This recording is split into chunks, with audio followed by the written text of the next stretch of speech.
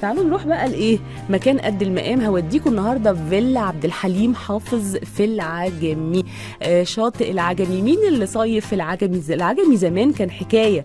العجمي طبعا في مجموعه من الشواطئ، في كتير مننا اتعودوا يعني احنا كنا حزبين في مصر، حزب يروح راس البر انا منه وحزب تاني يروح العجمي، هم كانوا المصيفين اللي في مصر يعني.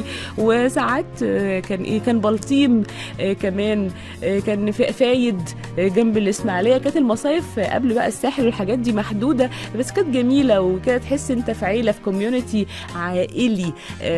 عندك في العجمي الهانوفيل والبيطاش وبيانكي والفردوس. طبعا الاسكندرانيه بمسي عليكم، لو بتسمعوني دلوقتي اكيد بتسمعوني اسكندريه، احنا التردد فيها واضح جدا.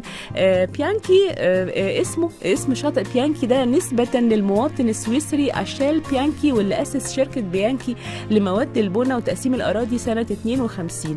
اما شاطئ الهانوفيل يا جماعه نسبه اتسمى كده نسبه لمدام هانو اللبنانيه الاصل، وهي اول من اقام في المنطقه واسست فندق هناك باسمها اسمه الهانوفيل. وفي بالتحديد بقى في البيطاش شارع 8 في منطقه البيطاش، واللي عايشين في العجمي عارفين ده.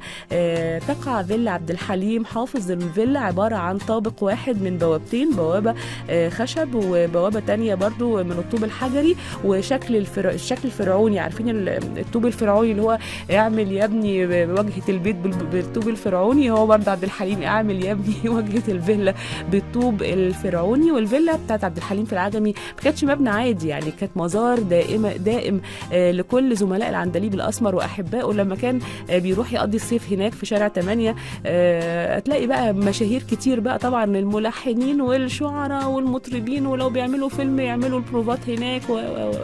خلصت حلقتنا النهارده سريعا في ليله في حب عبد الحليم حافظ. اوعدكم ان شاء الله بكره حلقه جديده. اعز الناس اللي غناها عبد الحليم، والمفهوم مفهوم اعز الناس، ان يكون حد في حياتك من اعز الناس ملهاش دعوه بالسنين كتير قوي يعني، بس ليها دعوه بالمواقف. يعني ممكن حد برضو تعرفه من شهور ومواقفه اثبتت انه يستحق يكون اعز الناس، رغم انا بقى مش مقتنعه قوي. يعني انا طول الوقت اقول ايه الوقت بس يعدي ونعرف الناس دي راحه في انهي اتجاه يعني.